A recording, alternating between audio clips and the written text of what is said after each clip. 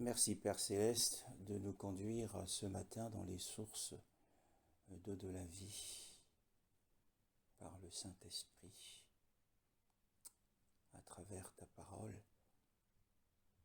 Alléluia. Apocalypse chapitre 12, le verset 3 jusqu'au verset 6. Un autre signe apparut dans le ciel. C'était un grand dragon rouge-feu, qui avait 7 têtes et 10 cornes, et sur ses têtes 7 diadèmes. Sa queue entraîna le tiers des étoiles du ciel et les jeta sur la terre. Le dragon se plaça devant la femme qui allait accoucher, afin de dévorer son enfant, dès qu'il serait né. Elle mit au monde un fils, un enfant mâle qui doit diriger toutes les nations avec un sceptre de fer. Et son enfant fut enlevé vers Dieu et vers son trône. Quant à la femme, elle s'enfuit dans le désert, où Dieu lui avait préparé une place, afin d'y être nourrie pendant 1260 jours.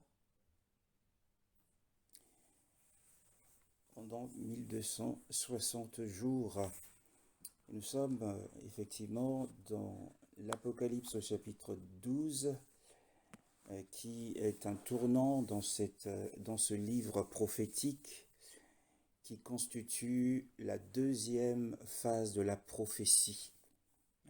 Il y a une première phase de la prophétie qui a débuté au chapitre 4 normalement et qui commence à proprement parler au chapitre 6 et prend fin au chapitre 11. Et le chapitre 12 commence une nouvelle phase de la prophétie jusqu'au chapitre 22.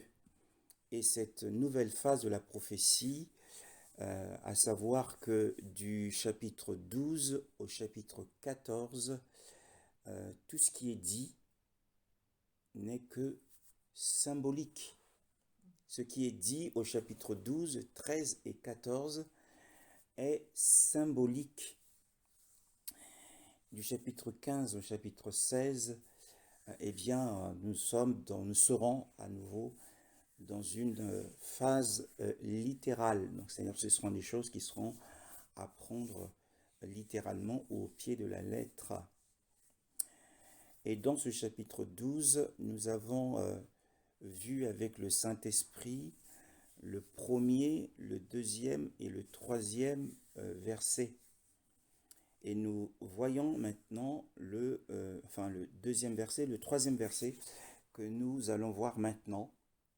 La Bible nous dit ce que nous rapporte ici dans le dossier du prophète Jean. Il parut aussi un autre signe. Et nous avons dit qu'un signe a une signification. Un signe indique une révélation, annonce quelque chose qui est à venir. Il parut aussi un autre signe dans le ciel. Donc le premier signe, c'était le signe de la femme. Il y avait une femme dans le ciel, revêtue du soleil. Hein. Elle était revêtue de la première classe de la gloire, qui est le soleil. La deuxième classe de la gloire est la lune. Et la troisième classe de la gloire, c'est une couronne de 12 étoiles. Et nous avons montré que cette femme était une femme de foi, puisqu'elle a été justifiée par Yahushua Mashiach, qui est le soleil de la justice, et qui lui a imputé sa justice par la foi. Et la lune, c'est la dispensation de la loi qu'elle avait sous ses pieds. Hein. La lune est l'ombre des choses à venir. Et si la lune est sous ses pieds, dans cette posture, c'est parce qu'elle est revêtue du Mashiach, donc du soleil, et qu'elle avait sur la tête 12 étoiles qui sont la dispensation, qui constitue la dispensation des patriarches ou la dispensation patriarcale. Hein. C'est une dispensation à prendre au sens large depuis le temps de Seth ou d'Enoch. Et donc c'est aussi les 12 tribus d'Israël qui entourent cette femme qui n'est autre que, nous l'avons aussi vu, qui n'est autre que la ville de Jérusalem. Et selon la Torah de Moshe, eh bien, ils avaient le commandement, Jérusalem était la ville désignée où devaient se rassembler les 12 tribus d'Israël autour du temple. Et la Bible dit qu'elle était enceinte et elle cria, étant en travail et souffrant les douleurs de l'enfantement. Nous avons couvert cette phase, les douleurs de l'enfantement. Ce sont les conflits internes, mais aussi la grande tribulation. Il parut aussi un autre signe dans le ciel. Et voici un grand dragon rouge, feu, ayant 7 têtes et 10 cornes, et sur ses têtes 7 diadèmes. Donc sur les 7 têtes étaient posées sur ces 7 têtes 7 couronnes ou diadèmes. Et sa queue traîne le tiers des étoiles du ciel et les jeta sur la terre. Et le dragon, et cette fois-ci il est dit le dragon, et au verset 3, le prophète Jean nous dit voici un grand dragon. Et au verset 4, et le dragon se tint devant la femme qui allait enfanter, afin que quand elle aurait enfanté, il dévora son enfant. Et elle enfanta un fils, un mâle, qui doit paître toutes les nations avec un sceptre de fer. Et son enfant fut enlevé avec Élohim et vers Élohim et vers son trône. Et la femme s'enfuit dans un désert où elle avait un lieu préparé par Élohim afin d'y être nourrie pendant 1260 jours. Alors, le signe qui paraît dans le ciel, voici un grand, donc un grand monstre. Eh bien, pourquoi? Eh bien, la parole du Seigneur parle de la grandeur ici du dragon. Eh bien, la grandeur ici indique, eh bien, l'immense pouvoir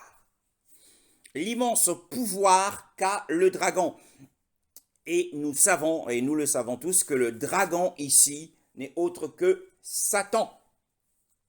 Alors il a un immense pouvoir. C'est pour cette raison qu'au verset 3, il est qualifié du grand dragon. Donc il a un grand pouvoir et la Bible dit que ce dragon que le prophète Jean a vu dans le ciel, il est dans le ciel, que ce dragon est de couleur rouge. Et qu'est-ce que cela nous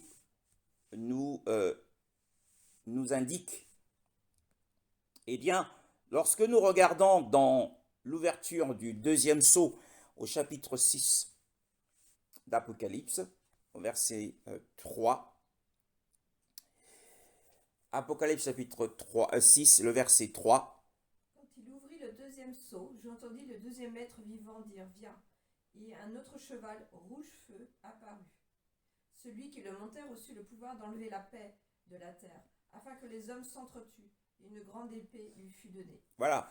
Nous voyons qu'ici est associé, il y a une connexion entre ce cheval rouge feu et ce qui est dit après. Il fut donné à celui qui était assis dessus d'ôter la paix de la terre afin qu'ils se tuent en effet les uns les autres. Donc, c'est quelque chose qui est lié au meurtre. Au meurtre. Un autre passage de la parole de Dieu dans le livre des rois. 2 Rois chapitre 2, 2 Rois chapitre 3 et le verset 22. 2 Rois chapitre 3, le verset 22. Ils se levèrent de bon matin, et quand le soleil brilla sur l'eau, les Moabites virent en face d'eux l'eau rouge comme du sang. Voilà. Les eaux étaient rouges comme du sang. Hein. Et la rougeur du dragon, c'est la rougeur du sang. Bien-aimé dans le Seigneur. Ce qui signifie ici, ce qui donne un sens à, en fait, c'est le grand pouvoir, l'immensité de son pouvoir, c'est dans sa capacité à donner, à meurtrir les hommes. Et Yeshua le dit dans le livre de l'évangile de Jean, au chapitre 8 et le verset 44. L'évangile de Jean, chapitre 8 et le verset 44. Vous avez pour père le diable, et vous voulez accomplir les désirs de votre père. Il a été meurtrier dès le commencement. Il ne s'est pas tenu dans la vérité parce qu'il n'y a pas de vérité en lui. Voilà. Il est meurtrier dès le commencement. Et c'est ça qui donne un sens. Donc là, quand le prophète Jean le voit, il le voit comme un grand dragon rouge feu. Hein. Et 1 Jean chapitre 3, il est meurtrier dès le commencement. Donc il est prompt à verser le sang humain. Apocalypse, 1 Jean chapitre 3, le verset 12, c'est un passage qui est bien connu. N'imitons pas Caïn, il était du mal, et il a tué son frère. Et pourquoi l'a-t-il tué?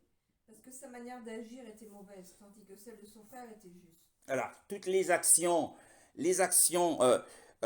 posées par Caïn étaient sous l'influence du mauvais, car il était du mauvais. La Bible dit, non pas comme Caïn, qui était du malin ou du mauvais.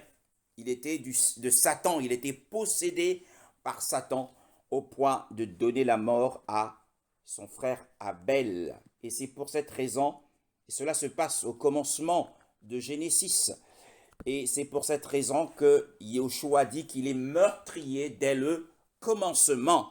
En réalité, pourtant, nous voyons que c'était Caïn qui avait commis ce meurtre, mais Yeshua dit que c'est Satan. Hein, c'est Satan derrière Caïn. Donc c'est pourquoi ici il apparaît comme le grand dragon rouge. La première fois qu'il est apparu au monde, il est apparu comme un serpent, mais dans le but de séduire, de tromper la femme Ève. Mais ici, il montre sa force, l'immensité de sa force. Et pourquoi montre-t-il l'immensité de sa force? Et nous voyons que la Bible dit qu'il a 7 têtes et 10 couronnes. C'est un monstre monstrueux. C'est un monstre monstrueux et impressionnant. Hein. Et 10 cornes, et sur ses têtes sont posées 7 diadèmes, c'est-à-dire 7 couronnes. Et nous allons le voir pour comprendre ce que signifie, puisque nous avons dit que ce livre, au chapitre 12, du chapitre 12 au chapitre 14, tout ce qui est dit, tout ce qui est écrit est symbolique. Alors, chapitre 17. Le chapitre 17 nous en donne l'explication. Nous en donne l'explication. Lorsque nous voyons le verset 9, nous lisons le verset 9 jusqu'au verset 12. Apocalypse 17, 9 à 12. C'est ici qu'il faut une intelligence éclairée par la sagesse. Les 7 têtes sont 7 montagnes sur lesquelles la femme est assise. Ce sont aussi 7 rois, 5 sont tombés, l'un règne, l'autre n'est pas encore venu. Et quand il sera venu, il ne doit rester que peu de temps. Quant à la bête qui existait et qui n'existe plus, elle est elle-même un 8e roi. Elle fait partie des 7 et s'en va à la perdition. Les 10 cornes que tu as vues sont 10 rois qui n'ont pas encore reçu de royaume. mais ils reçoivent le pouvoir de régner pendant 1 heure avec la bête. Voilà. Nous avons l'explication des symboles qui sont sur le grand dragon. Il a 7 têtes et 10 cornes. Et la Bible nous dit au sujet de 7 têtes, elles sont 7 rois. Hein, ce sont des rois qui se sont succédés. Hein, ce sont des rois terrestres. Et nous avons les 10 cornes, verset 12. Les 10 cornes que tu as vues sont aussi 10 rois qui n'ont pas encore reçu le royaume, mais qui reçoivent autorité comme roi pour 1 heure avec la bête. Hein. Donc, les 7 têtes et les 10 cornes, en fait, ce sont les 17 rois qui forment un corps avec le grand dragon. Hein. Ce sont les 17 rois terrestres. Donc, en fait, nous avons ici l'image d'un seigneur de l'empire terrestre. Donc, il a 2 places. La première place, nous revenons dans l'Apocalypse chapitre 12, sa première place est dans le ciel, donc le 2e ciel, et sa 2e place est sur terre. De la même manière, la femme qui est apparue dans le premier signe, elle avait 12 étoiles une couronne de 12 étoiles sur sa tête. Eh bien, ces étoiles sont les 12 tribus qui sont sur la terre, hein, mais elle est dans le ciel. Donc, elle a une place dans le ciel et une place sur la terre. Donc, nous voyons ici un seigneur de l'empire terrestre, mais qui a un très grand pouvoir. Donc, il forme un corps avec les rois de la terre. C'est lui qui anime et influence les rois de la terre.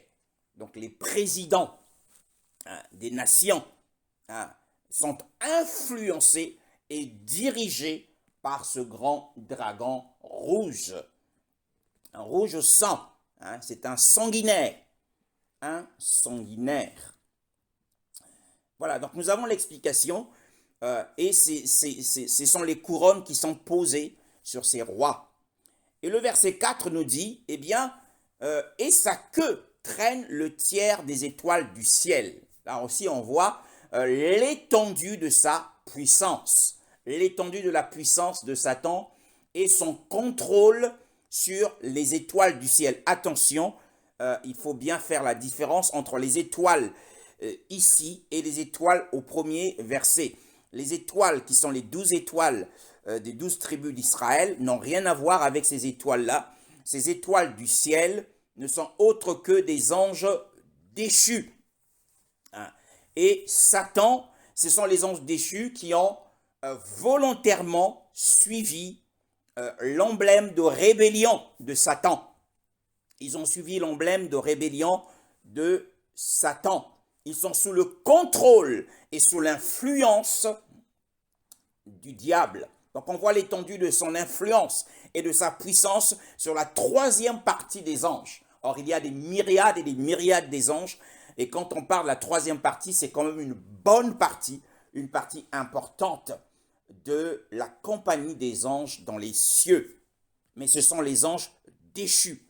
Donc, on voit que, eh bien, dans le corpus du grand dragon, il a sa queue est dans le ciel, et nous savons sa queue dans le ciel, contrôlant la 3e partie des anges déchus. Hein, et sont les dominations des principautés du monde des ténèbres. Et la partie de son corps, la partie importante de son corps est sur terre avec les rois et avec les 17 rois qui exercent leur autorité. Qui exercent leur autorité sur la terre, bien-aimés dans le Seigneur. Et nous savons que la force du serpent ne se trouve pas dans sa gueule. La force du serpent se trouve dans sa queue. De la même manière, le dragon, la force du dragon se trouve dans la queue du dragon qui est dans le ciel. Et nous verrons pourquoi cette queue se tient dans le ciel. Et le dragon, et la Bible dit, et le dragon se tint. Voyez-vous cette posture? le dragon s'est tenu devant la femme. Il s'est tenu devant la femme. Et qui est cette femme? Nous l'avons dit que la femme n'était autre que Jérusalem. Hein, puisque dans le livre d'Apocalypse, la femme signifie la ville. Et nous voyons dans Galates chapitre 5, le verset 24 à 25, qui nous donne ce rapport, cette explication de la femme qui est en esclavage. Mais ici, elle n'est plus en esclavage, elle a été libérée de son esclavage par sa justification en Jésus-Christ ou en Yeshua Mashiach. Voilà. Et la Bible dit que ce dragon se tint devant la femme qui allait enfanter, afin que quand elle aurait enfanté, il dévora son enfant. Voyez-vous, ici, on voit bien que le dragon avait la connaissance. Il avait la connaissance de l'accomplissement des desseins de Yahweh. Hein? Donc, il savait que de ce qui sortirait de la femme serait une menace pour lui. Et là où il y a menace pour le diable, et il y a opposition, il y a résistance, il y a des batailles. Si vous ressentez des batailles spirituelles, si vous êtes attaqué par Satan et ses ordres, avec ses agents, attaqué par les agents de Satan, c'est que vous êtes un danger pour son royaume. Et parce que l'enfant qui allait être enfanté serait un danger pour Satan et ses agents, alors c'est pour cette raison qu'il s'est tenu là, parce qu'il connaissait le destin de cet enfant. Il connaissait à la fois le destin de la femme et il connaissait aussi le destin de cet enfant. Hein, bien-aimés, souvenez-vous que parce qu'il connaissait le destin de Yeshua, qu'il a fait mourir, il a fait mourir à travers Hérode tous les enfants en bas âge à la naissance de Yeshua. Hein, c'est parce qu'il savait que Yeshua serait une menace pour son royaume sur la terre. De la même manière, hein, cette femme qui est enceinte, nous avons dit que la grossesse, c'était l'espérance. Parce que la grossesse découle, cette espérance découle des promesses qui sont données. Les promesses de la venue et les promesses du règne du Mashiach. Bien-aimés, il y a deux choses dans la parole de Dieu. Je voudrais faire une parenthèse. Ici, c'est très important et je dois le rappeler à mes amis dans le livre des Actes des Apôtres, au chapitre 20. Je dois le rappeler à mes amis. Le verset 24 à 25, sœur Carole. Je voudrais que tu lises ça très fort. Mais je n'y attache aucune importance, et je ne considère pas ma vie comme précieuse, pourvu que j'accomplisse avec joie ma course et le ministère que le Seigneur Jésus m'a confié. Annoncer la bonne nouvelle de la grâce de Dieu. 25. Désormais, je le sais, vous ne verrez plus mon visage, vous tous au milieu de qui j'ai passé en prêchant le royaume de Dieu. Voilà. Ici, l'apôtre Paul dit qu'il méprise sa vie, il méprise son âme. Pour lui, son âme, sa vie terrestre n'a pas d'importance. Pourvu simplement qu'il accomplisse sa destinée. Ce pourquoi le Seigneur l'a appelé, le ministère pour lequel il avait été appelé par le Seigneur. À quoi consistait son ministère? Eh bien, son ministère consistait à rendre témoignage de l'évangile de la grâce d'Élohim. C'est le premier aspect de l'évangile. Il y a deux aspects de l'évangile.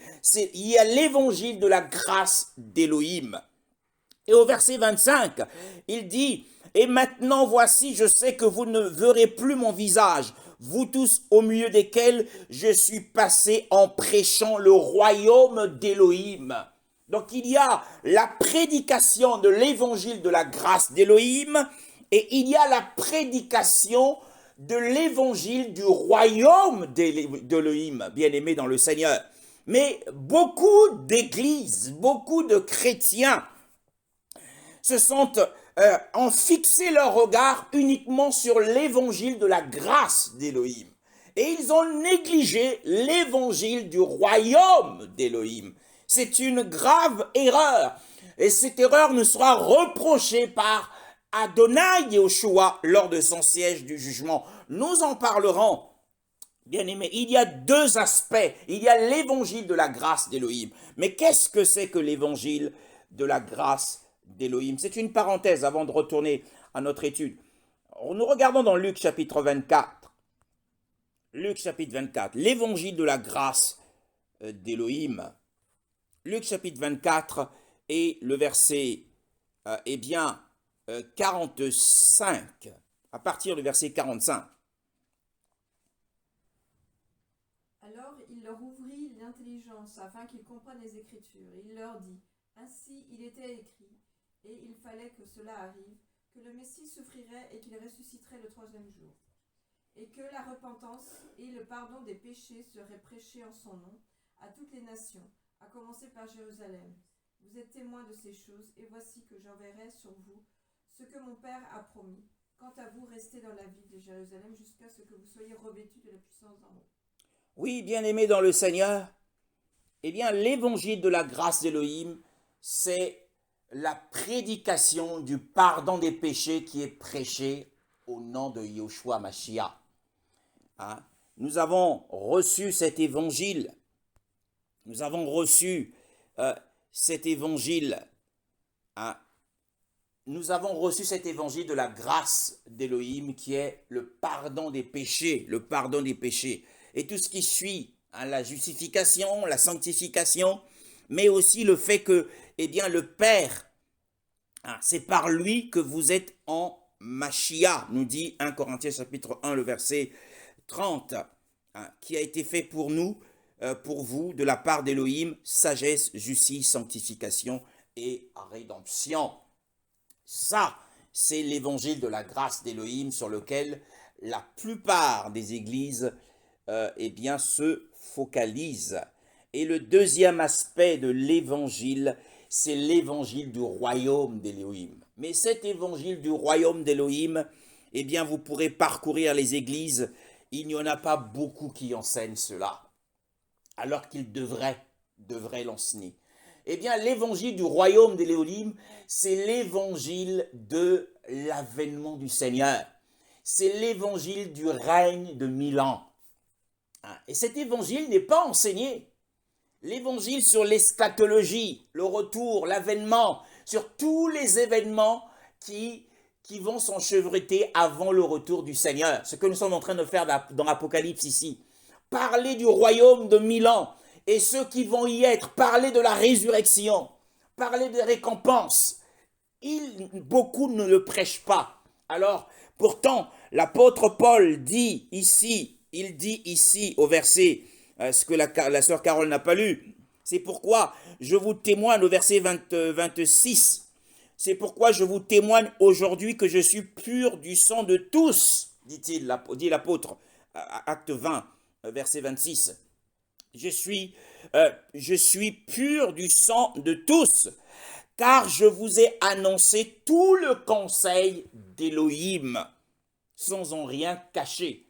Alors, tout le conseil d'Élohim, c'est la volonté parfaite de Dieu. Si vous voulez savoir ce que c'est que la volonté parfaite de Dieu, c'est tout le conseil d'Élohim. Et qu'est-ce que le conseil d'Élohim? Eh bien, c'est l'évangile de la grâce d'Élohim et l'évangile du royaume d'Élohim. Il faut les deux pour faire la volonté parfaite de Dieu, pour avoir la récompense en tant qu'enseignant. Il faut les deux. Mais beaucoup d'églises, sinon la majeure partie des églises ne prêchent presque pas,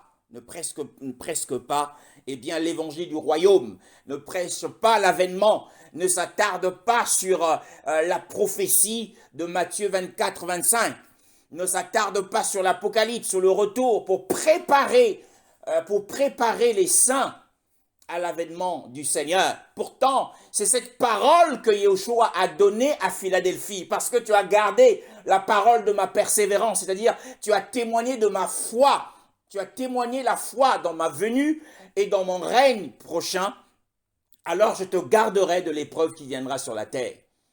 Et parce que la plupart des saints ne prêchent pas l'évangile du royaume, alors assurément, ce sera triste à voir, à savoir, mais ils rateront l'enlèvement des vainqueurs. Parce que ce qui va nous permettre d'être des fidèles observateurs, ce qui nous permettra d'être des hommes et des femmes vigilants, c'est l'enseignement du royaume millénaire. Ce n'est pas l'enseignement de la grâce d'Élohim. L'enseignement de la grâce d'Élohim nous introduit en Élohim, mais nous sommes en route vers le royaume, bien-aimés dans le Seigneur. Donc c'est une parenthèse, et je le rappellerai à mes amis enseignants. Et nous revenons dans le livre d'Apocalypse chapitre 12, ce que nous sommes en train de lire, et il se tint devant la femme. Eh bien, parce que, nous avons dit, parce qu'il avait la connaissance du dessein, il avait la connaissance de l'accomplissement des desseins d'Élohim. Alors, cet enfant était une menace pour son royaume. Alors, il s'éteint là pour le dévorer. Donc, on y voit ici l'inimitié de Satan, parce qu'il sait que cet enfant a une prodigieuse destinée. Et alors, nous entrons dans les choses sérieuses. Et le dragon qui se tint devant la femme qui allait enfanter, et afin que, quand elle l'aurait enfanté, il dévora son enfant. Nous avons compris que son intention était de s'opposer, comme l'intention de Satan dans la vie du croyant, c'est de s'opposer à la destinée de Dieu dans sa vie. Empêcher que cette destinée voie le jour. Empêcher que ce ministère ait de la réussite. Empêcher que ce ministère atteigne son objectif. C'est le but du dragon. Donc ici, il va exercer toute sa force. Nous avons dit que dans le jardin, lorsqu'il a rencontré la femme, il était comme un séducteur avec la tromperie. Mais ici, il utilise sa force pour tromper. Et la Bible dit ensuite, et elle enfanta un fils. Et elle enfanta un fils. Que signifie enfanter ici, bien-aimé dans le Seigneur? Qu'est-ce que cela signifie enfanter ici? Est-ce que enfanter ici signifie la naissance spirituelle, la régénération? Non, ça ne signifie pas la régénération. Que signifie enfanter ici, bien-aimé dans le Seigneur? Et pour le comprendre, il faut déjà savoir qui est cet enfant. Pour le comprendre, il faut déjà savoir qui est cet enfant. Or, nous avons dit ici que c'est symbolique. Beaucoup de commentateurs sont tombés dans l'erreur de croire que cet enfant, c'est Yahushua. Et qu'est-ce qu'il leur met sur le chemin? Parce qu'il est dit, c'est lui qui doit paître toutes les nations avec un sceptre de fer. Et son enfant fut enlevé vers Elohim et vers son trône. Non, ce n'est pas cela. Le verset 10 nous dit quoi? Que nous dit le verset 10 d'Apocalypse 12? Puis j'entendis dans le ciel une voix forte qui disait, maintenant le salut est arrivé, ainsi que la puissance, le règne de notre Dieu et l'autorité de son Messie. En effet, il a été jeté dehors, l'accusateur de nos frères et sœurs, celui qui les accusait jour et nuit devant notre Dieu. Verset 11. Ils l'ont vaincu grâce au sang de l'agneau et grâce à la parole de leur témoignage. Ils n'ont pas aimé leur vie au point de craindre la mort. Voilà. Donc cet enfant n'est pas Yahushua. Pourquoi? Parce que la femme a déjà d'autres enfants. Et Yahushua est le premier-né de Marie. Et ça ne peut pas être Yahushua ici. Donc, signifier que c'est Yahushua, cela veut dire que cette femme, c'est Marie. Certains commentateurs dans leur Bible ont dit en sous-titre la naissance de Yahushua. Mais ce n'est pas la naissance de Yahushua ici. Parce que verset 12 nous dit « Et le dragon fut irrité contre la femme ». Vous voyez, il y a des choses qu'il ne faut pas prendre. dans certaines Bibles, dans certaines versions. Et le dragon fut irrité contre la femme et s'en alla faire la guerre au reste de sa semence, c'est-à-dire à ses autres enfants. Or, Yahushua était le premier-né de Marie. Ce n'est pas la naissance de Yahushua ici. Nous avons lu au verset 11 que ils, c'est au pluriel. Qui sont ils? Ils ont remporté la victoire sur lui à cause du sang de l'agneau et à cause de la parole de leur témoignage. Et dans d'autres versions, il est dit qu'ils ont méprisé leur vie au point de donner leur vie. Hein? Dans ta version, il est dit quoi, ma soeur? Ils n'ont pas aimé leur vie au point de craindre la mort. Non, je vais lire la version de Jérusalem. Nous allons lire la version de la Bible de Jérusalem. Version de la Bible de Jérusalem. Mais eux l'ont vaincu par le sang de l'agneau et par la parole dont ils ont témoigné, car ils ont méprisé leur vie jusqu'à mourir. Ils ont méprisé leur vie jusqu'à mourir. Une autre version, c'est la version de Crampon.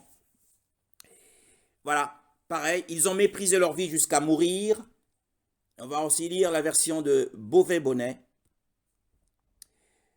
Beauvais-Bonnet dit, mais ils ont dit, eux-mêmes l'ont vaincu à cause du sang de l'agneau et à cause de la parole de leur témoignage, et ils n'ont pas aimé leur vie, mais ils l'ont exposée à la mort.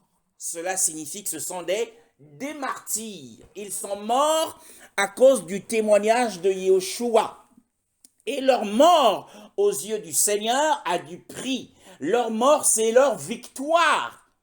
Hein? Parce qu'ils ont vaincu Satan avec le sang de Yahushua.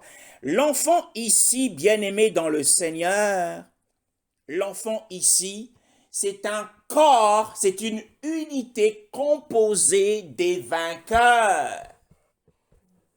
C'est une unité, puisque cette femme est symbolique, représente une ville qui est Jérusalem. Et nous comprendrons pourquoi aussi plus tard, pourquoi ces enfants sont-ils nés à Jérusalem.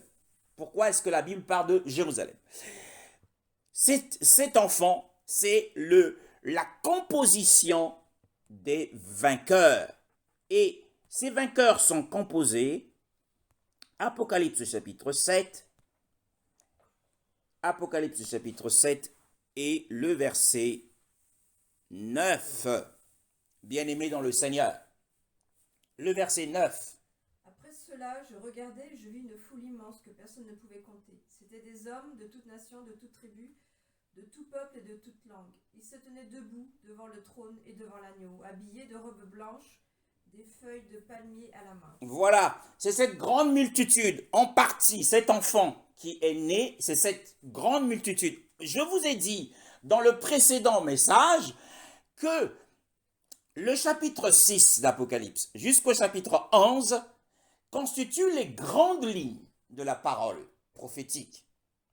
Et à partir du chapitre 12 jusqu'au chapitre 22, nous avons les détails des grandes lignes d'Apocalypse. En réalité, ce qui s'est produit au chapitre 7, ce qui est décrit dans le chapitre 7 d'Apocalypse, notamment concernant la grande multitude, nous est expliqué au chapitre 12. Nous avons les détails de ce qui est ici annoncé au chapitre 7. Dans le chapitre 12, nous avons les détails. Donc c'est la multitude de toutes les nations qui forment cet enfant mâle, bien-aimé dans le Seigneur. Qui forme cette multitude est vêtue de blanc. Cette multitude est en blanc. Et ils ont des palmiers. Ce sont des signes de victoire. Ce sont les signes de victoire. Et ils se tiennent devant l'agneau, bien-aimé, et devant le trône. Attention, ils se tiennent devant le trône. Et que disent-ils dans leur joie? Le verset 10. Le verset 10. Apocalypse chapitre 7. criait d'une voix forte, « Le salut est notre Dieu qui est assis sur le trône et à l'agneau. » Voilà. Donc ils crient de joie et c'est une louange qu'ils adressent au Seigneur, qu'ils attribuent au Seigneur. Et on voit aussi au verset 15, le verset 15 à 16 et 17. C'est pourquoi ils se tiennent devant le trône de Dieu et le servent jour et nuit dans son temple. Celui qui est assis sur le trône les abritera sous sa tente. Ils n'auront plus faim, ils n'auront plus soif. Le soleil ne les frappera plus, ni aucune chaleur brûlante. Voilà. Donc c'est cette grande multitude, hein, et nous voyons que cette grande multitude se tient devant le trône, devant Elohim, et le servent jour et nuit. C'est-à-dire qu'ils sont, si on sert dans le temple, on est prêtre. Donc ils sont ici, on les voit ici dans leur aspect sacerdotal. Hein. Il a fait de nous un royaume de sacrificateurs. Donc ce sont des sacrificateurs dans le temple d'Élohim. Ils le servent nuit et jour dans son temple. Et celui qui est assis sur le trône dressera sa tente sur eux, c'est-à-dire son tabernacle sur eux. Bien-aimés dans le Seigneur. Nous allons voir les correspondances, nous allons voir les connexions entre ce chapitre et les autres chapitres. Hein. Ils n'auront plus faim et ils n'auront plus soif. C'est quoi avoir faim et soif? C'est les expressions de l'âme. L'âme dans le corps, quand elle s'exprime par la faim, la soif et le sommeil. Ce sont les trois choses. Et ici, ces hommes, ce n'est pas parce qu'ils étaient privés de quoi manger, de quoi boire, mais ils sont passés par des épreuves de famine et de soif, c'est-à-dire qu'ils ont beaucoup jeûné. Hein? Ils jeûnaient beaucoup. Ces saints jeûnaient beaucoup. Ce sont des vainqueurs. Et dans le ciel, Yeshua dit qu'ils ne souffriront plus de la faim et de la soif. Donc ils ne jeûneront plus. Et ils n'auront plus d'autres épreuves. Par le soleil, la chaleur du soleil ici parle de la chaleur des épreuves. Parce que l'agneau qui est au milieu du trône les paîtra. Paître ici veut dire nourrir. Va les nourrir et les guider, les conduire, les transporter vers les sources d'eau de la vie, bien-aimés. Et au chapitre 8, nous voyons aussi, au chapitre 8, sœur Carole, le verset 3. Donc, dans le chapitre 7, récapitulons, dans le chapitre 7, la première partie du chapitre 7, nous avons les 144 000. Nous avons les 144 000. Mais les 144 000, bien-aimés dans le Seigneur, sont à associer avec la dispensation patriarcale, c'est-à-dire les 12 étoiles qui entourent Jérusalem. Les 12 étoiles qui entourent Jérusalem sont les 12 tribus d'Israël. Et que l'on retrouve, forment un corps avec les 144 000. Les 12 tribus d'Israël forment un corps avec les 144 000. Or, l'enfant forme un corps avec la grande multitude. Mais ici, au chapitre 8, le chapitre 8, le verset 3, sœur Carole. Un autre ange vint. Il se plaça vers l'autel, tenant un encensoir d'or. On lui donna beaucoup de parfums, afin qu'il les offre avec les prières de tous les saints, sur l'autel d'or qui est... Alors, donc, vous retenez qu'au chapitre 8, on parle des prières de tous les saints. Nous allons y revenir. Je ne vais pas l'évoquer maintenant. Il parle des prières de tous les saints. Quelles sont ces prières de tous les saints? Puisque, en réalité, la grande multitude est déjà dans le ciel. Quelles sont ces prières de tous les saints? Quand on est au ciel, là-bas, on n'a plus besoin de prière, puisqu'on voit Elohim, on voit Yeshua, on voit les anges. Mais qui sont ces prières? D'où viennent ces prières? Et c'est ce que nous verrons. Et au chapitre 9, nous voyons, l'étoile qui tombe du ciel, qui tombe du ciel est expliquée au chapitre 12 également, hein, voyez-vous. Donc, les prières des saints au chapitre 8 sont expliqués au chapitre 12, et la grande multitude et les 144 000 sont aussi expliqués au chapitre 12 du chapitre 7. Donc, le chapitre 7, le chapitre 8 et le chapitre 9 sont expliqués au chapitre 12. Donc, le chapitre 10, aussi bien aimé dans le Seigneur, plutôt le chapitre 11, pardon, le verset 1.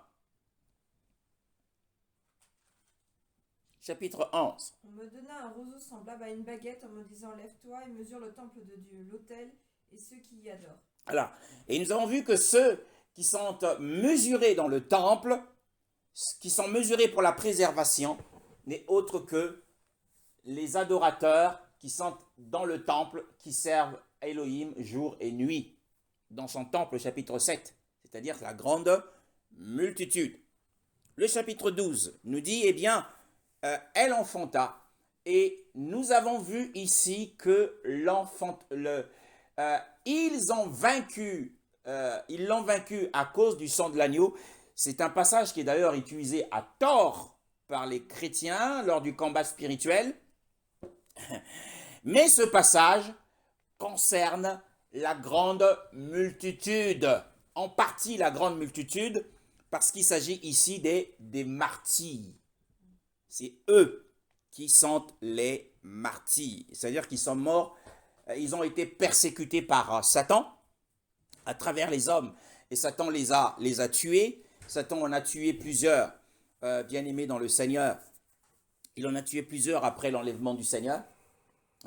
Au début de l'Église, plusieurs ont été persécutés, et plusieurs pendant les siècles aussi ont été mis à mort par l'œuvre de Satan, le sanguinaire. Donc, enfanté ici, puisqu'il s'agit là des martyrs du verset 11, on a compris que enfanté ici, ce n'est pas la régénération. Enfanté ici, c'est l'engendrement, c'est-à-dire la résurrection. La femme enfanta. En réalité, Apocalypse chapitre 7 nous parle des corps des saints ressuscités, montés au ciel. Nous avons dit lorsque nous avons étudié le chapitre 7 qu'il s'agissait de la résurrection. Ceux qui sont au ciel sont ressuscités. Mais ici, nous savons maintenant comment est-ce que cela est arrivé. Ils sont ressuscités. La femme qui enfante ici, c'est la période de la résurrection. La résurrection. La résurrection. Bien-aimé. Et pourquoi? Parce que je vais aussi, dans Apocalypse chapitre 1, Apocalypse chapitre 1, Apocalypse chapitre 1, le verset, le verset 18, le verset 18. Le vivant. J'étais mort et voici, je suis vivant au siècle des siècles. Je détiens les clés de la mort et du séjour des morts. Voilà. J'étais mort et voici, je suis vivant au siècle des siècles. Et je tiens les clés de Hadès et de la mort. Retenez que Yoshua dit qu'il tient les clés d'Hadès et de la mort. Et lisons un autre passage dans Matthieu chapitre 16. Ça va vous étonner pour ceux qui ne le savent pas. Le verset 18. Et moi, je te dis que tu es Pierre et que sur ce rocher, je construirai mon église. Et les portes du séjour des morts ne l'emporteront pas sur elle. Alors, bien-aimé dans le Seigneur, je ne sais pas, c'est un passage qui est mal interprété et très mal interprété. Beaucoup l'utilisent dans le combat spirituel en disant, eh bien, les séjours de mort ne prévaudront point contre l'Église. Mais en réalité, ce passage veut simplement dire, nous avons vu tout à l'heure que Yoshua dit, c'est moi qui tiens les clés de Hadès. Il a les clés d'Hadès. S'il a les clés, qu'est-ce qui se passe quand on utilise une clé pour faire quoi? pour ouvrir ou fermer. Et ici, il dit, je bâtirai mon assemblée et les portes de Hadès ne prévaudront pas contre elles. Qu'est-ce que cela signifie? Cela signifie que l'église sera dans Hadès après son séjour sur terre. L'église sera dans Hadès. Puisque c'est Yahushua qui tient les clés, il ouvre la clé d'Hadès, alors l'église sort. Parce qu'aujourd'hui, que ce soit les saints, que ce soit les méchants, ils sont dans chacun dans chacune des parties d'Hadès. Dans la partie supérieure d'Hadès, il y a les saints, dans le sein d'Abraham. Et dans la partie inférieure, plus bas, il y a les méchants dans l'abîme. Et quand Yahushua ouvre Hadès, cela signifie que c'est la résurrection. En fait, ce passage annonce que les portes de Hadès, au signal du Seigneur, ne pourront pas résister à l'appel de la résurrection. En fait, les saints vont sortir d'Hadès pour ressusciter. Et c'est ce qui se passe avec l'enfantement de la femme. Mais beaucoup ont utilisé ce passage pour dire, eh bien, les portes d'Hadès, c'est les portes des puissances des ténèbres qui ne doivent pas prévaloir ou vaincre l'Église. Mais c'est très faux. Il y a un autre passage, vous voyez, hein, il y a un autre passage, et aussi certains hommes de Dieu, Zacharie chapitre 9, le verset 11. Et on retrouve ça dans certains livres des hommes de Dieu. Ce passage qui nous parle de la même chose que ce que nous venons de dire ici. 11 à 12. Zacharie 9, 11 à 12. Zacharie 9, 11 à 12. Quant à toi, à cause de ton alliance scellée par le sang, je ferai sortir tes prisonniers de la fosse où il n'y a pas d'eau. Retournez à la forteresse, prisonniers pleins d'espérance. Aujourd'hui encore, je le déclare, je te rendrai le double. Prisonniers pleins d'espérance. Quand nous sommes séparés de notre corps, lorsque nous sommes divisés du corps, eh bien, nous allons dans un lieu attendant la résurrection. La résurrection, c'est l'espérance de la vie chrétienne. L'enlèvement, c'est l'espérance de la vie chrétienne. C'est les captifs pleins d'espérance. La fosse, c'est-à-dire dans Hadès, eh bien, c'est là qu'à cause de l'alliance scellée par le sang de Yahushua, il dit, je retirerai tes captifs de la fosse où il n'y a point d'eau. Et beaucoup utilisent ce passage pour dire, nous sommes dans une fosse spirituelle et nous sommes sortis de la fosse spirituelle. Mais c'est un passage qui parle prophétiquement de la résurrection des saints. Donc, si nous revenons dans Apocalypse chapitre 12, je demande au Seigneur de vous donner de l'intelligence et de la lumière pour comprendre ces passages. L'enfantement ici, c'est la résurrection du Fils corporatif. C'est un Fils c'est une unité composée des martyrs, de la grande multitude, mais aussi, bien-aimés, nous l'avons dit tout à l'heure, Apocalypse chapitre 3, le verset 10. Apocalypse chapitre 3, le verset 10. Tu fais quoi, Rebecca? Apocalypse chapitre 3, le verset 10. Apocalypse chapitre 3, le verset 10. Amen. Amen. Parce que tu as gardé la parole de ma persévérance, je te garderai moi-même hors de l'heure de la tentation qui doit arriver sur la terre habitée, pour éprouver ceux qui habitent sur la terre. Voilà, c'est donc l'enfant mâle est constitué aussi des vainqueurs des églises. Et parmi ces vainqueurs, il y a les vainqueurs de Philadelphie qui ont gardé la parole de la persévérance. Et nous l'avons dit que la parole de la persévérance, ce n'est pas l'évangile de la grâce d'Élohim, ce n'est pas l'évangile de la justification, mais ce n'est pas l'évangile du pardon des péchés, mais c'est l'évangile du royaume d'Élohim. C'est-à-dire témoigner sa foi sur la venue du Seigneur et de son règne de 1000 ans. C'est s'attarder sur la résurrection, s'attarder sur l'enlèvement, s'attarder sur le royaume millénaire, les récompenses. bien-aimés, parce que tout autour de la nouvelle alliance, tout ne parle que de cela. En grande partie, ça ne parle que de cela. C'est cela le grand conseil d'Élohim. C'est la volonté parfaite d'Élohim, bien-aimé. Hein. Et nous voyons aussi certaines promesses qui sont faites à d'autres églises par le Seigneur. Par exemple, à l'église de Smyrne, au chapitre 2, bien-aimé dans le Seigneur. Smyrne, l'église de Smyrne. Que dit le Seigneur au verset 10? Au verset 10. Apocalypse chapitre 2, le verset 10. 2, chapitre 2, le verset 10. Amen. Amen. N'aie aucune peur des choses que tu vas souffrir. Voici le diable va jeter des vôtres en prison, afin que vous soyez éprouvés. Et vous aurez une tribulation de 10 jours.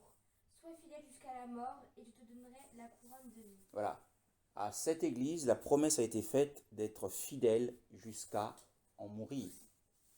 Donc, il fera aussi partie de ce corps d'enfant. Et il y a aussi, bien aimé, l'église de Thyatire, à Thyatire. Pourquoi nous disons que cet enfant n'est pas le Seigneur Yahushua, mais Thyatire nous dit quelque chose.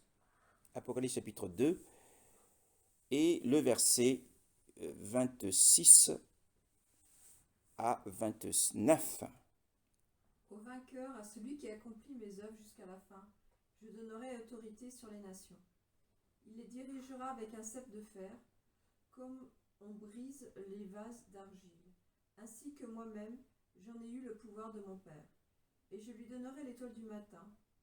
Que celui qui a des oreilles écoute ce que l'Esprit dit aux églises. Voilà, la promesse qui est faite à Thyatire, on retrouve cela dans Apocalypse 12. L'enfant paîtra les nations. La promesse, c'est la grande destinée. Et à cause de cette destinée, Satan est dans une grande colère. Donc il est obligé de montrer toute sa force parce que c'est en fait l'objet, c'est ce qui fera l'objet de la guerre dans le ciel. La crise qu'il y aura dans le ciel avec l'ange Michael est liée à la destinée de cet enfant. Cet enfant doit paître, la promesse ici de Yahushua, il les gouvernera. Il dit à celui qui remportera la victoire et qui gardera mes œuvres jusqu'à la fin, je donnerai autorité sur les nations. Hein, et il les gouvernera avec un sceptre de fer, et elles seront brisées comme les vases de potier, selon que moi aussi j'ai les reçus de mon Père. Hein, le Seigneur promet de donner autorité sur les nations aux vainqueurs. Nous savons que pourquoi est-ce que Satan est en colère? Parce que il est le Dieu de ce monde. Nous avons vu que le grand dragon formait un corps avec 17 rois. Hein. La terre, en réalité, lui appartient. Mais avec cette destinée de l'enfant, c'est pour ça qu'il se tient devant l'enfant afin de le dévorer pour empêcher l'accomplissement, pour empêcher que ce pouvoir, que la place qu'il occupe lui soit enlevée, que ce pouvoir lui soit usurpé. Mais peine perdue, il sera perdu. Il va se perdre. Alors, bien-aimé dans le Seigneur, Apocalypse chapitre 12 nous montre que cet enfant, c'est un corps, c'est une unité de la grande multitude des martyrs et des saints vainqueurs des 7 églises.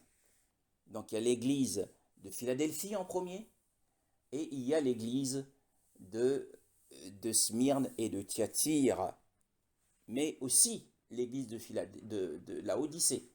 Car celui qui vaincra s'asseyra avec moi sur mon trône, comme moi j'ai vaincu, et je me suis assis sur le trône de mon Père. Apocalypse chapitre 3, le verset 21.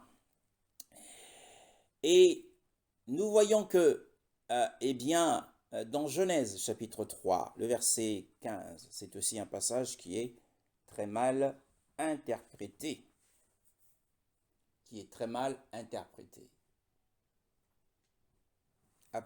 Genèse chapitre 3, le verset 15. Je mettrai l'hostilité entre toi et la femme, entre ta descendance et sa descendance. celle-ci t'écrasera la tête et tu lui blesseras le talon. Voyez-vous, je ne sais pas si vous voyez qu'il y a quelque chose d'illogique. Il y a quelque chose d'illogique dans ce passage. En réalité, dans la logique de choses, on aurait dû dire, tu lui écraseras le talon, ensuite, il t'écrasera la tête. Mais premièrement, il écrase ta tête. Si sa tête est écrasée, c'est qu'il est mort. Et il ne peut pas blesser après. Mais enfin, ce qui s'est produit à la croix, c'est eh bien, la meurtrissure du talon de Yoshua. Yoshua a été meurtri. Hein. Mais l'écrasement de la tête de Satan, en fait, veut simplement signifier sa chute, sa terrible chute et sa chute éternelle. Et sa chute éternelle, c'est lorsqu'il sera chassé définitivement du ciel. Pour l'instant, sa queue est encore en train d'être au ciel. Pourquoi? Eh bien, c'est pour résister. Résister, nous revenons dans l'Apocalypse chapitre 12, c'est pour résister à l'enlèvement empêcher l'enlèvement de l'enfant. Sa queue, avec les anges qui sont dans le ciel, a pour objectif d'empêcher, parce qu'il est écrit dans le verset 5, « Et elle enfanta un fils, un mâle qui doit paître ». Non pas tout de suite, mais au futur, c'est sa destinée, qui doit paître toutes les nations avec un sceptre de fer. Nous avons vu que cette promesse a été faite aux vainqueurs de l'église de Thyatire. Ce sont les vainqueurs. Et son enfant fut enlevé vers Élohim et vers son trône. Et donc l'enlèvement ici, c'est l'enlèvement de la multitude, mais c'est aussi l'enlèvement, nous avons dit, des saints vainqueurs, comme c'est dit dans Matthieu.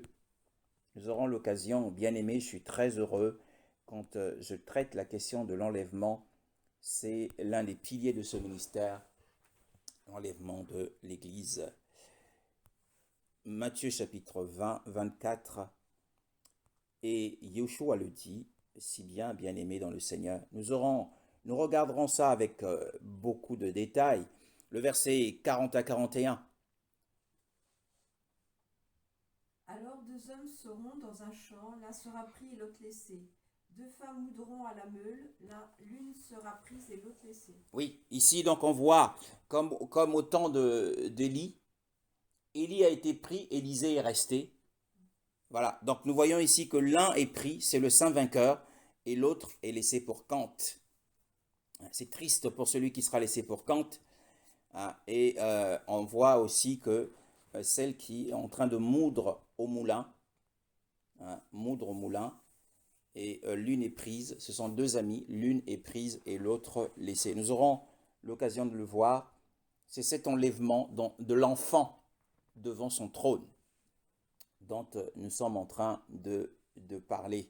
Apocalypse chapitre 12, nous revenons dans l'Apocalypse chapitre 12, le verset 5, « Et son enfant fut enlevé vers Élohim et vers son trône ». Donc nous l'avons vu ici tout à l'heure dans Apocalypse chapitre 7, qui se tiennent devant le trône.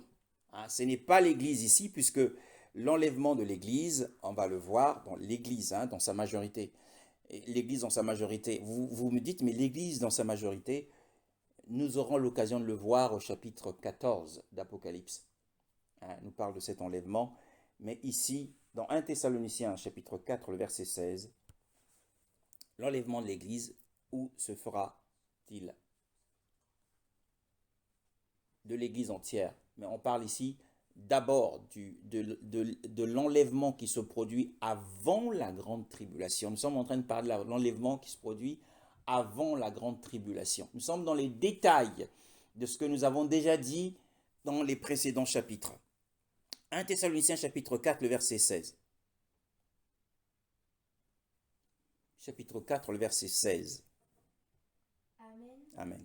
Parce que le Seigneur lui-même, avec un cri de commandement, avec une voix d'archange et avec la trompette d'Élohim, descendra du ciel et les morts en Machia ressusciteront premièrement. 17. Ensuite, nous, les vivants restés, Nous serons enlevés ensemble avec eux dans les nuées à la rencontre du Seigneur dans le désert. Et ainsi nous serons toujours avec le Seigneur. La rencontre avec le Seigneur se fera dans les airs. Or, l'enfant est enlevé devant le trône. Ce n'est pas la même chose, hein, voyez-vous. Et nous serons toujours avec le Seigneur. Donc, Apocalypse 12 nous fait mention d'un enlèvement de l'enfant. Et son enfant fut enlevé vers Élohim et vers son trône. Et voyez-vous, et une fois l'enfant enlevé, la femme s'enfuit. Verset, la femme s'enfuit dans un désert. La femme s'enfuit dans un désert. L'enfant est enlevé et Satan essaie de résister à l'enfant dans le ciel avec sa queue. C'est l'objet de la crise. Pourquoi y a-t-il une bataille dans le ciel entre Michael et ses anges?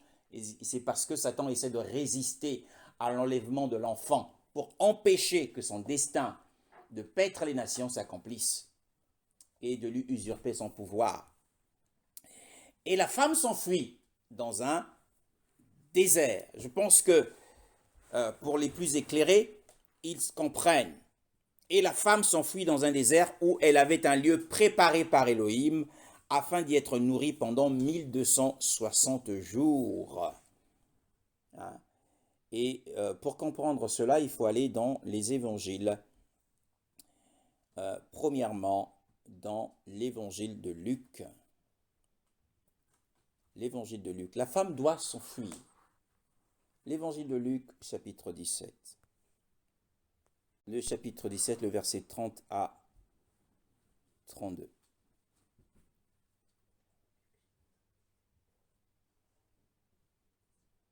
À 32. Il en ira de même le jour où le Fils de l'homme apparaîtra. Ce jour-là, que celui qui sera sur le toit et qui aura ses affaires dans la maison ne descende pas pour les prendre, et que celui qui sera dans les champs ne retourne pas non plus en arrière.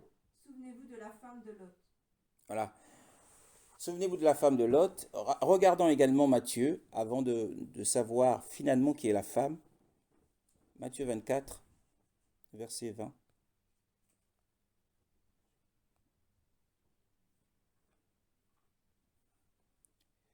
Lisons, avant, remonte un peu, on va remonter au verset 16. Alors que ceux qui sont en Judée... S'il te plaît, pardon. Le verset 15, ce serait bien. C'est pourquoi, lorsque vous verrez l'abominable dévastation dont a parlé le prophète Daniel, établi dans le lieu saint, que celui qui lit fasse attention. Alors que ceux qui sont en Judée s'enfuient dans les montagnes, que celui qui sera sur le toit ne descende pas pour prendre ce qui est dans sa maison, et que celui qui sera dans le champ ne retourne pas en arrière pour prendre son manteau. Malheur aux femmes qui seront enceintes et à celles qui allaiteront durant ces jours-là.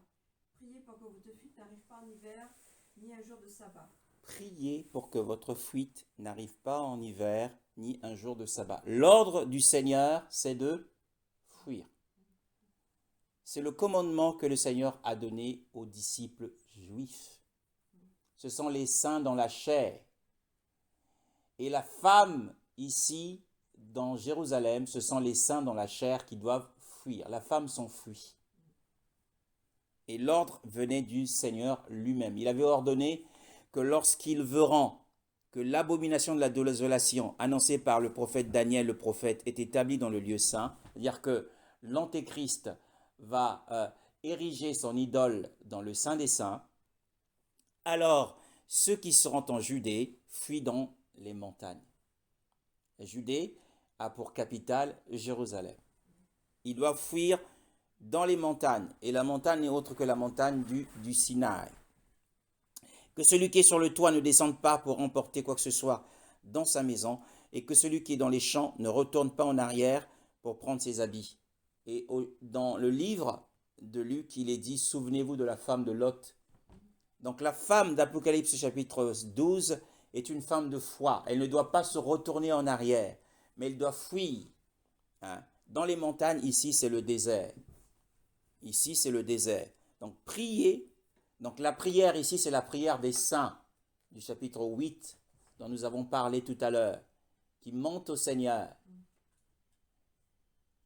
Là, au chapitre d'Apocalypse, chapitre 8, nous avons parlé de la prière des saints. C'est la prière dont parle le Seigneur. Et ce sont les saints, les Juifs de Jérusalem. Hein, les Juifs de Jérusalem, c'est-à-dire les 144 000. Les 144 000 qui vont se rassembler dans Jérusalem et qui doivent fuir parce qu'il y a un lieu préparé pour eux. Bien-aimés, il y a un lieu préparé pour eux dans le désert. Il y a c'est un refuge. Ça sera un refuge pour les disciples juifs, croyants. Ça sera un refuge. Et aussi pourquoi? Eh bien dans Luc chapitre 21. Luc chapitre 21, et le Seigneur nous le dit bien, le verset 20 à 24. Luc chapitre 21, le verset 20 à 24.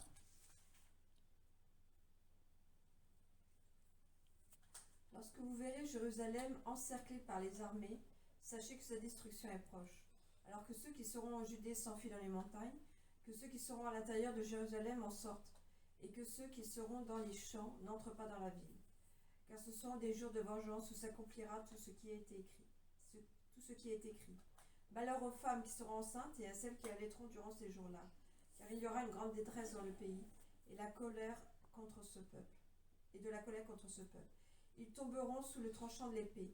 Ils seront amenés prisonniers dans toutes les nations, et Jérusalem sera piétinée par des non-juifs, jusqu'à ce que la période accordée aux nations prenne fin. Alors, la période accordée aux nations, c'est 1260 jours, comme nous l'avons vu dans Apocalypse. Donc, on voit ici que Jérusalem sera encerclée, alors les saints doivent fuir. Donc, la femme s'enfuit dans un désert. Cette femme n'est autre que les saints dans la chair, n'est autre que les disciples juifs. Donc, il ne leur sera pas autorisé de regarder en arrière, mais le commandement du Seigneur est de fuir, mais aussi de prier. Et c'est la prière des saints du chapitre 8 qui monte à Dieu et il y aura un retour du Seigneur après les 1260 jours. Donc ils seront miraculeusement nourris. Vous savez qu'un désert, on peut y souffrir de la faim et de la soif, mais ils seront miraculeusement nourris par le Seigneur. Voyez-vous la connexion de la parole de Dieu? Donc revenons dans Apocalypse chapitre 12. Et la femme est nourrie. C'est un lieu préparé par Élohim. Ce désert est un lieu préparé. C'est un refuge préparé. Hein? Nous verrons une autre expression de cela puisque la Bible reparlera de ça toujours dans ce chapitre. La femme doit s'enfuir dans un désert. C'est un commandement de Yoshua. Il faut qu'elle fuit. Il faut que les disciples juifs les 144 000 qui ont reçu le sceau d'Élohim, donc au chapitre 7. Vous voyez la juxtaposition? Il est parlé des anges qui ont marqué du sceau les esclaves d'Élohim, qui sont les 144 000 et 12 tribus d'Israël. Ensuite, on avait la grande multitude qui vient juste après. Hein? Donc, il y avait une succession. Après le scellement des 144 000, on a la résurrection des saints. Donc ici, on a vu la résurrection et l'enlèvement de l'enfant, et ensuite on a la femme qui s'enfuit dans le désert. Hein? Donc il y a un lien, ils sont scellés afin qu'on ne leur fasse point de mal. Et le lieu préparé, c'est le lieu du désert. Et sachez que si Yoshua est allé combattre Satan dans le désert, avant le début de son ministère, c'est pour racheter le désert de Judée comme un lieu de préparation pour ce peuple. Et là-bas, Satan n'a aucun droit d'y mettre les pieds parce qu'il a été vaincu par Yoshua lors de la tentation, bien-aimé dans le Seigneur. Et il y a la fuite, que ce soit l'enlèvement, la Bible en parle. Hein. Nous voyons que sur la femme par exemple, sur la femme, il y a 12 étoiles, une couronne de 12 étoiles. C'est la dispensation patriarcale au sens large. Et dans la dispensation patriarcale, il y a eu il y a eu un enlèvement, c'est l'enlèvement d'Enoch. Et dans la dispensation de la loi, de la Torah, il y a eu l'enlèvement d'Élie. Et dans la dispensation du soleil qui entoure la femme, qui revêt la femme, il y a eu l'enlèvement de Yahushua, hein, bien-aimé dans le Seigneur. Donc il y a eu 3 enlèvements et qui sont figurés par les 3 classes de gloire dont la femme est revêtue. Mais il y a aussi eu 3 fuites en avant. Il y a eu 3 fuites. Hein. Et la première fuite, c'est celle, nous voyons dans le chapitre 16 de la Genèse, le verset 6 à le verset 6 à 7 ou à 8.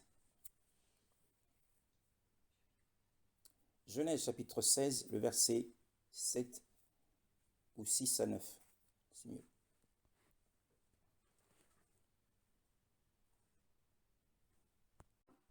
Répondit à Sarai, ta servante est en ton pouvoir, traite-la comme tu le jugeras bon. Alors Sarai maltraita Agar, de sorte que celle-ci s'enfuit loin d'elle. L'ange de l'Éternel la trouva près d'une source d'eau dans le désert, près de la source qui est sur le chemin de Shur. Il dit, Agar, servante de Sarai, d'où viens-tu et où vas-tu? Elle répondit, je m'enfuis loin de Sarai, ma maîtresse. L'ange de l'Éternel lui dit, retourne vers ta maîtresse et humilie-toi sous son pouvoir. Puis l'ange de l'Éternel lui affirma, je multiplierai ta descendance. Elle sera si nombreuse qu'on ne pourra pas la compter.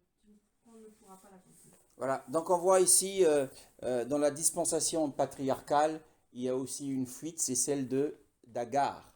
Et nous savons que Agar, dans la nouvelle dispensation ou dans l'alliance, de la nouvelle alliance, dans Galates chapitre 4, je vais le lire, le verset 24 à 25, on l'a lu la dernière fois, ces choses sont allégoriques, car ce sont les 2 alliances, en effet l'une du mont Sinaï qui engendre pour l'esclavage, c'est Agar, car Agar c'est la montagne de Sinaï en Arabie et correspond à la Jérusalem d'à présent. Or, elle est esclave avec ses enfants. Donc depuis le temps de la Genèse, on voit Agar s'enfuir dans le désert. Cette fuite était une prophétie. Hein. Et ça, c'est dans la dispensation patriarcale, donc dans les 12 étoiles autour de la femme. Et on a la dispensation de la loi. Dans la dispensation de la loi, nous connaissons aussi une fuite dans le désert. C'est celle d'Élie. Hein. 1 Roi chapitre 19, je vais le lire. Et voyant cela, donc il fouillait à Jézabel, il se leva et s'en alla pour son âme. Il arriva à Beersheba, qui appartient à Yehuda, et il laissa là son serviteur. Pour lui, il marcha dans le désert, le chemin d'un jour. Donc, sous la dispensation de la lune, la dispensation de la Torah, il y a eu également une fuite, qui est celle d'Élie. Et sous la dispensation de l'Évangile, qui est le soleil de la justice, il y a aussi une fuite dans Matthieu chapitre 14, verset 13, le verset 12 à 13. Et ses disciples vinrent et emportèrent son corps et l'ensevelirent. Ils allèrent l'annoncer à Yahushua. Et l'ayant appris, Yahushua se retira en bateau dans un lieu désert. Yahushua également s'est retiré dans un lieu désert lorsqu'il a appris que son précurseur, Jean, avait été décapité. Donc nous voyons que les classes de gloire qui entourent la femme ont aussi connu à la fois des enlèvements et des fuites. Enlèvement d'Enoch pour la dispensation patriarcale, les 12 étoiles, et enlèvement d'Élie sous la dispensation de la lune, qui est la Torah, l'enlèvement de Yahushua, la dispensation du soleil. Mais il y a aussi 3 fuites, celle d'Agar, celle d'Élie et celle de Yahushua. Donc nous voyons que cette femme, ce n'est autre que Jérusalem.